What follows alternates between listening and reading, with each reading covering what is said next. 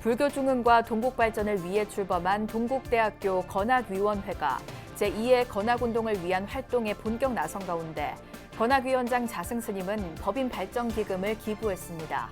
학교법인 동국대학교 이사회에선 동국대 전산원 명칭 변경 등이 논의됐습니다.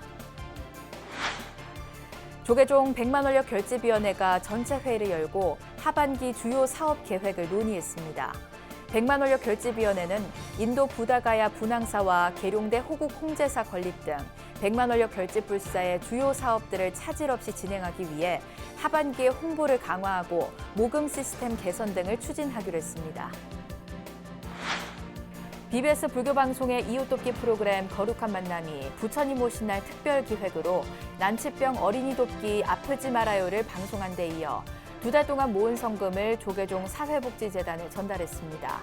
방송에서 사연이 소개된 환아들을 돕기 위해 불자와 국민들의 온정이 모아졌습니다.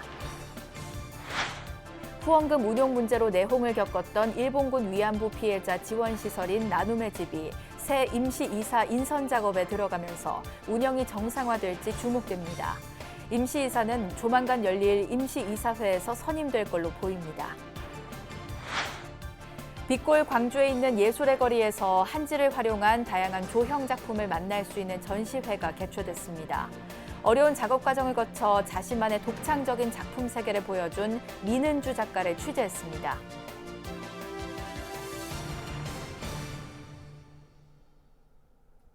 여러분 안녕하십니까? 6월 23일 수요일 BBS 뉴스입니다. 불교 중흥과 동국 발전을 위해 출범한 동국대학교 건학위원회가 제2의 건학운동을 위한 본격 행보에 돌입했습니다. 동국대 건학위원회 위원장 자승 스님은 상임 최고위원에 돈관 스님을 임명하고 법인 발전 기금으로 2억 원을 기부했습니다. 앞서 열린 학교법인 동국대학교 이사회에선 LA 캠퍼스 건물 매입 계약 취소와 동국대 전산원 명칭 변경 등을 논의했습니다. 첫 소식 홍진호 기자입니다. 동국대 건학위원장 자승 스님이 상임 최고위원회 교육위원장 돈관 스님을 임명했습니다. 이로써 지난 4월에 출범한 건학위원회의 최고 의결기구가 진용을 갖추게 됐습니다. 자승 스님은 임명장 수여 직후 법인 발전 기금으로 2억 원을 기부하며 동국 발전이 불교 발전으로 이어져야 한다는 출범 당시 발언을 실천했습니다. 한국 불교의 중흥이 동국 발전에서 시작되고 동국의 발전이 불교 중흥의 초석이 됩니다. 건학위원회 최고위원회는 자승 스님을 위원장으로 이사장과 상임이사, 의료위원장, 정문스님 등으로 구성됐습니다. 여기에 서울과 경주 총장, 의료원장 등이 당연직으로 참가해 상임 최고위원회 임명은 건학위의 본격적인 활동을 예고하는 것으로 풀이됩니다. 그런 임명을 바탕으로 위원장 스님도 이사장 스님, 상임위원장 스님 모시고 학교 발전에 원활한 미래가 될 수 있는 그런 노력을 정리하겠습니다. 이 앞서 이사회는 미국 LA 캠퍼스인 DULA 매입 계약을 취소하고 1975년 개원한 동국대 전산원 명칭 변경 방안 등을 논의했습니다. 또 경주 캠퍼스 간호학과 입학 정원 15명 증원 등을 결정했습니다. 이사회 직전 이사 호산 스님은 지난해 3천만 원에 이어 법인 발전 기금 2천만 원을 전달했습니다. 상임이사 성월 스님도 별도의 전달식 없이 5천만 원을 동국의료원에 기부하면서 제2건학불사의 정성이 모아지고 있습니다. 이사회 개최하기 전에 기부를 많이 해주시니까 우리 동국대학교가 세계의 제1의 대학이 되었으면 좋겠다 하는 것이 제 생각입니다. 여러분들도 그렇게 될 수 있도록 우리의 마음과 힘을 모아주시길. 동국 발전을 위한 기금이 모아지면서 제2건학을 위한 건학위원회의 발걸음도 한층 빨라질 것으로 보입니다. 서울 동국대에서 BBS 뉴스 홍진호입니다. 조계종 제17교구 본사 금산사 말사인 대전 현불사와 전주 참 좋은 우리절이 조계종의 핵심 사업인 백만원력 결집불사에 동참했습니다. 전주 참 좋은 우리절 대중결사 모임과 대전 현불사는 어제 한국불교 역사문화기념관 4층에서 조계종 총무원장 원행 스님에게 백만원력 불사기금으로 각각 1,000만 원씩을 전달했습니다.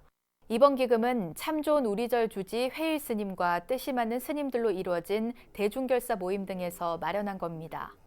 원행 스님은 한국 불교의 미래를 열어나가는 백만원력 결집불사의 주요 공사들을 차례로 완공해야 하는 시기를 맞았다며 코로나19로 어려운 상황에서도 사보대중들의 동참으로 하나하나 잘 해나가고 있다고 말했습니다. 조계종 백만원력 결집위원회가 인도 부다가야 분황사와 계룡대 호국 홍제사 건립 등 백만원력 결집불사의 주요 사업들을 차질 없이 진행하기 위해 하반기에 홍보를 강화하고 모금 시스템 개선 등을 추진하기로 했습니다. 백만원력 결집위원회는 어제 전법회관 3층 회의실에서 위원장 금곡스님 주재로 5차 회의를 열고 종단 홈페이지와 모바일, 방송 신문 광고, 사찰 방문 등을 통해 백만원력 결집불사에 대한 홍보를 강화하고 저금통 모금의 단점을 보완하기 위해 후원 모금 결제 시스템 탑재 방안을 모색하기로 했습니다. 백만원력 결집위원회는 내년 3월 인도 부다가야 분황사 대웅전 준공을 목표로 공사를 진행 중이며 다음 달 6일과 8일에는 위례 신도시 포교당 착공식과 세종시 광제사 대웅전 입주식을 각각 봉행할 계획이라고 밝혔습니다. 백만원력 결집위원회는 이와 함께 지금까지 백만원력 결집불사 기금으로 모두 105억 원을 모연했다고 전했습니다. BBS 불교방송의 이웃돕기 프로그램 거룩한 만남이 지난 부처님 오신 날 특별 기획으로 난치병 어린이 돕기 방송 아프지 말아요를 진행했는데요. 방송에서 가슴 아픈 사연들이 소개된 화나 8명을 돕기 위해 전국 각지에서 불자와 국민들이 힘을 보탰습니다. BBS는 2달간 모은 성금 8천만 원을 조계종 사회복지재단에 전달했습니다. 김호중 기자입니다. 3살 시아는 태어난 지 5달 만에 근육 기능이 위축되는 희귀병 진단을 받은 뒤 현재까지 늘 산소 호흡기를 달고 있습니다. 절대 나을 수 있는 병이 아니니까는 되게 막 희망을 갖지 말라 이런 이야기 하시더라고요. 저는 제발 살려만 달라고 전 진짜 싹싹 빌었거든요. 진짜 그랬더니 병원에서도 죄송하다고 우리 애기 지금도 그게 생각나요. 또 다른 화나 생후 6달 된 새소리는 뇌기형 장애를 갖고 태어났습니다. 몸에 경련이 일고 시력 저하 등 합병증을 앓고 있는데 미혼모인 엄마는 치료비 걱정에 앞날이 막막하기만 합니다.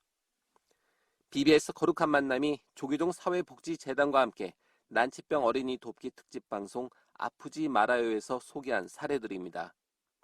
지난 4월부터 2달 동안 8가족의 안타까운 사연이 전파를 타고 이웃의 따뜻한 손길을 기다렸습니다. 전국 곳곳에서 답지한 정성이 모두 8천만 원. 성금은 재단에 전달됐고 조계종 총무원장 원행 스님은 관계자들의 노고를 치하하면서 기부자들에게 감사의 뜻을 전했습니다. 사회의 어둡고 힘든 곳을 어루만져주는 BBS에 다시 한번 감사를 드리고 우리 종단도 함께 힘을 보태서 그런 좋은 일이 더욱 크게 이렇게 커나갈 수 있도록 많은 도움을 서로 주고 함께 힘을 보탰으면 좋겠습니다. 코로나19 장기화로 모두가 힘든 가운데 해마다 모금액이 늘고 있다는 것도 화제였습니다. 실제로 지난해는 이전 해보다 20%, 올해는 지난해보다 30% 넘게 증가했습니다. 코로나 위기가 지금 2년째, 1년 반이 넘도록 계속되는데도 불구하고 저희도 의아할 정도로 재작년보다 작년보다 올해가 또 소금을 모아주시는 분들이 이게 더 많고 액수도 늘어나고 있습니다. 어려움에 처한 소외계층을 돕는 데는 사회적 공기인 방송의 기능이 중요하다는 점도 강조됐습니다. 이번에도 비구니 스님 한 분이 불교 방송을 보고 얼마나 2천만 원을 또 기꺼이 재단에서 기탁하시고 지역에 있는 또 사업연합회나 불잔 스님들이 불교 방송의 영향이 굉장히 공적력이 크다 생각해서 다시 한번 감사드리고, 다음 달 9일에는 이곳 조계사 대웅전 앞마당에서 조계종 사회복지재단 주관으로 난치병 어린이들의 쾌유를 발언하는 500배 정진 기도가 봉행될 예정입니다. BBS 뉴스 김호준입니다. 국민의힘 황보승희 의원은 당 대변인을 뽑기 위한 토론이 정치권에 진입하기 힘들었던 청년층과 젊은층에게는 기회라고 밝혔습니다. 수석 대변인을 맡고 있는 황보승희 의원은 어제 BBS 라디오 박경수의 아침저널에 출연해 제1회 토론 배틀 나는 국대다와 관련해 이같이 말하고, 특히 공정하게 경쟁할 기회를 주고 청년들에게 참여할 기회를 주겠다고 강조했습니다. 사실은 일반적인 국민 모두가 피선거권을 갖고 있기는 하지만 쉽게 진입하기가 좀 꺼려지는 영역이기도 했었습니다. 근데 기본적인 자질시험을 통해서 누구에게나 기회를 공정하게 열겠다. 부산 중구와 영도구의 지역구를 둔 황보승희 의원은 전통사찰 규제 완화를 위한 문화재 보호법 개정안을 발의하는 등 국회 불자 모임 정각회에서 활동하고 있으며 최근 이준석 대표에 의해 수석 대변인에 임명됐습니다. 비정상 법인 체제로 1년 가까이 운영돼 왔던 일본군 위안부 피해자 지원시설 나눔의 집이 새 임시이사 인선 작업에 들어갔습니다. 조만간 열릴 임시이사회에서 선임될 걸로 보이는 가운데 후원금 운용 문제로 논란을 빚었던 나눔의 집이 수습 국면에 접어들 수 있을지 주목됩니다. 정영석 기자가 취재했습니다. 경기도 광주 나눔의 집이 임시이사 선임 절차에 들어갔습니다. 임시이사회는 한 명의 파견 이사를 경기도에 요청한 것으로 알려졌습니다. 이사진의 협의에 따라 이루어진 것으로 전해졌으며 법인 정상화를 위한 하나의 교두보를 마련했다는 해석이 나옵니다. 법인 또 지역사회, 정부 협력을 해서 정상화가 이루어져야 될 것. 그리고 급선무라고 생각합니다. 대표이사 직무대행 체제의 이사회는 지난 회의에서 미뤘던 상임이사 직무대행 선임도 조만간 마무리할 계획입니다. 하지만 일본군 위안부 피해자 지원 시설이 정상화가 되기까지 아직 갈 길은 멀어 보입니다. 총 11명의 정식 이사 가운데 경기도로부터 직무 집행 정지를 받은 이사 스님 5명에 대한 소송이 진행 중이기 때문입니다. 이들 이사들에게 제기됐던 후원금 횡령 등의 의혹들에 대해 경찰과 검찰이 잇따라 무혐의 결정을 내린 점에서 볼 때 경기도가 직무정지 해제 명령을 내릴 수도 있습니다. 이럴 경우 1년 가까이 이어져온 비정상 법인 체제는 새로운 국면을 맞이할 것이란 관측이 나옵니다. 책임감 있게 운영하기 위해서는 이제 정식 이사 체제로 전환을 해서 앞으로 또 운영 방안을 모색하고 검토돼야 될 것입니다. 이런 가운데 나눔의 집과 같은 사회복지법인을 대상으로 3년마다 한 번씩 감사를 통해 지도, 감독해야 할 경기도가 30년 만에 처음으로 조사를 벌인 점은 석연치 않다는 목소리가 나오고 있습니다. 나눔의 집 시설에 머물고 있는 일본군 위안부 피해자 할머니는 단 4명. 나눔의 집은 새 임시이사를 선임한 뒤 법인과 시설 정상화를 위한 후속 조치에 곧바로 착수할 방침입니다. BBS 뉴스 정석입니다. 빛골 광주의 중심 지역에 자리한 예술의 거리에서 한지를 활용한 다양한 조형 작품을 만나볼 수 있는 전시회가 열렸습니다. 어려운 작업 과정 속에서도 포기하지 않고 자신만의 독창적인 작품 세계를 일궈온 민은주 작가를 광주 BBS 정종신 기자가 만났습니다. 화사한 색채로 표현된 작품에 조명이 자연스럽게 스며들자 신비로우면서도 우아한 분위기가 연출됩니다. 가까이 다가가면 작품의 재질과 형태, 색이 더 선명해지고 작가의 섬세한 감정까지 엿볼 수 있습니다. 한지를 이용한 작품이라고 믿기지 않을 정도의 정교함과 높은 완성도는 경건한 신앙심의 간절한 표현과도 같습니다. 20여 년 독학으로 한지를 만져온 민은주 한지 조형전이 갤러리 관선제에서 막을 내렸습니다. 민 작가는 이번 전시회를 통해 한지 조형의 새로운 지평을 열었다는 평가를 받으면서 작품 세계가 새롭게 조명받고 있습니다. 한지는 좋은 사람 만나면 저희가 굉장히 기분 좋고 그러는 것처럼 따스하고 종이지만 인간적인 미까지 있거든요. 그래서 한지를 만질수록 그 한지의 매력에 점점 빠지게 되더라고요. 마지막 순간까지 한지를 사랑하는 예술인으로 남고 싶습니다. 민 작가는 작업 과정에서 지친 마음을 달래기 위해 사찰을 자주 찾았다고 털어놓았습니다. 저와 가까이에 있는 절이 한평 용천사거든요. 네, 거기 가서 고즈넉하고 한적한 기운과 함께 또 부처님께 합장 이렇게 절도 드리고 오면 진짜 해탈한 기분처럼 마음이 정화가 딱 돼가지고 와서 또 작업에 몰입하면 새로운 기운으로 작업이 잘 매진이 되거든요. 이번 작품전에는 오래된 나무와 기와가 캔버스 대신 사용됐으며 공생과 어울림, 숨결 같은 자연과 동화된 작품들이 줄을 이뤘습니다. 그중에서도 유독 시선을 끄는 작품은 연꽃과 물고기가 어우러진 자유로이. 억겁의 시간 속 수많은 인연들을 연꽃과 물고기로 온유하며 오랜 시간 한지와 나누어온 인생 얘기를 우리에게 건네고 있습니다. 어느 날 엄청 자유로운 저를 만나고 싶더라고요. 그래서 물고기로 자유롭게 유영하고 있는 그런 물고기를 연꽃 사이에 이렇게 넣어 보았고요. 이거는 아예 하늘로 펄짝 뛰는 거를 저로 이렇게 승화시켜 보았습니다. 회화와 조형의 경계를 무너뜨리며 자신만의 고유한 작품 세계를 일궈온 민은주 작가. 다음 작품전에는 한지의 아름다운 예술 세계를 또 어떻게 펼쳐 보일지 벌써부터 기대를 모으고 있습니다. BBS 뉴스 정종신입니다. 영축 총림 통도사 김해포교당 바람일 선원이 삼성각 낙성법회를 봉행했습니다. 바람일 선원 삼성각은 5층 옥상의 전통 방식의 목조 한옥으로 통도사 살령각을 본떠 건립됐고 삼성각 안에는 칠성과 독성, 산신 세 분의 성인을 모셨습니다. 스님도 잘해야 되겠지만은 우리 신도님들이 정말 잘하는 스님이 있으면은 앞에서 당겨주고 뒤에서 밀어주고 이래서 정말 명실상부한 김해를 대표하는 그런 포교당이 되기를 저는 마음속으로 기원을 했습니다. 주지 인해 스님과 신도들은 기도와 정진 속에서 부처님의 법을 배우고 전하는 전법 도량으로 바람일 선언을 가꿔 나갈 것을 다짐했습니다. 울산의 도심포교 사찰인 해남사에 문화공간이 문을 열었습니다.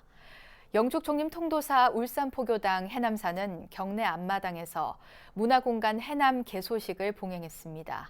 개소식에는 울산불교종단연합회장 산홍스님을 비롯한 대덕스님과 이병호 울산불교 신도회장, 송철호 울산시장, 노옥희 울산시 교육감, 박태환 중구청장 등이 참석했습니다.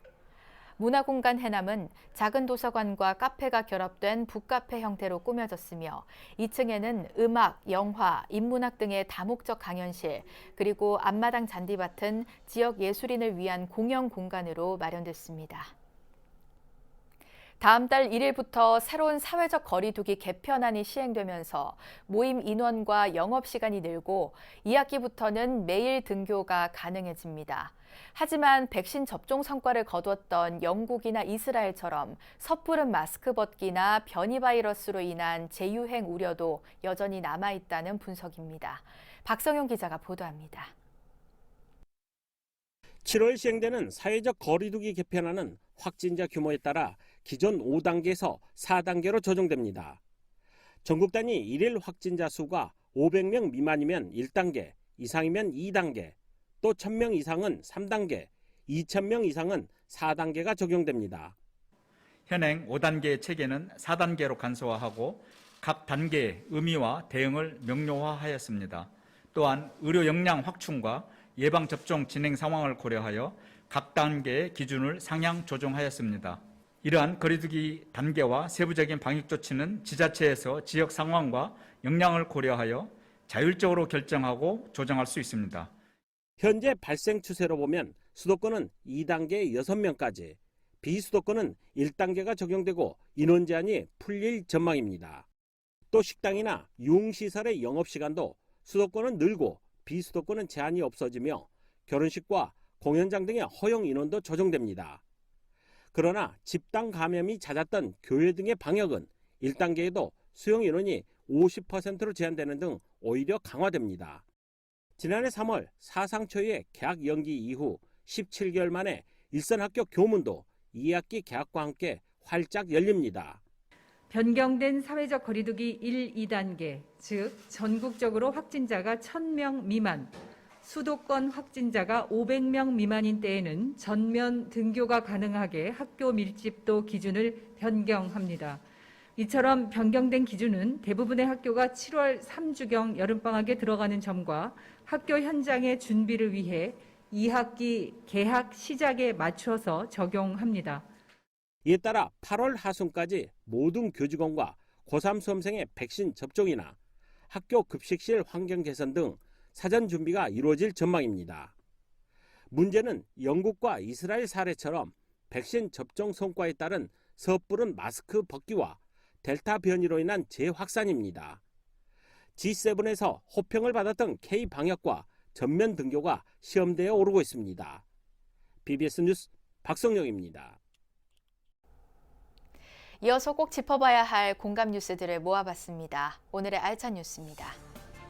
역사가 오래돼 고도로 지정된 경주, 공주, 부여, 익산에 있는 국가지정문화재 사적 관리가 강화됩니다.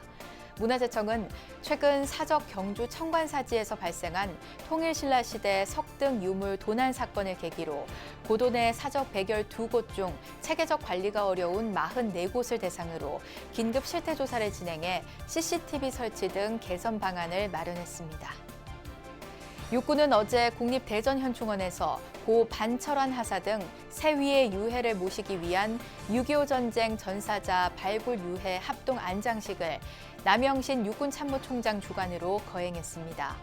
영면에 들어간 호국 영웅들은 2016년 강원도 인제군 서화리 무명고지에서 발굴된 고 반철환 하사, 2015년 경기도 가평군 목동리에서 발굴된 고 전원식 일병, 2009년 경북 포항 지동리 수석봉에서 발굴된 고 손중철 일병입니다.